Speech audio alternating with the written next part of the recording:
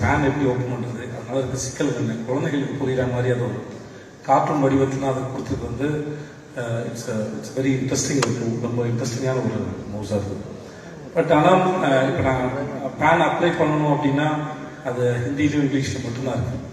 அது இங்கே நிறைய பேருக்கு அது கொஞ்சம் திரும்பி அது கடினமான இடத்துல இருக்கும். இந்த தமிழ்லையும் இருந்தால் அது எல்லாருக்கும் கொஞ்சம் அதை பார்த்து அதை புரிஞ்சுக்கிறது கஷ்டம். ஏன்னா நீங்கள் இந்த ஸ்டெப் எடுத்து வைக்கிறதே வந்து எல்லாருக்கும் இது எளிமையாக போய் சேரணும் அப்படிங்கிற ஒரு முயற்சி தான். அந்த முயற்சி நான் பெருசாக வரவேற்கிறேன். ஆனால் அது தமிழ் இருந்தால் எல்லாருக்கும் வந்து அது இன்னும் எளிமையாக போய் சேரணும்.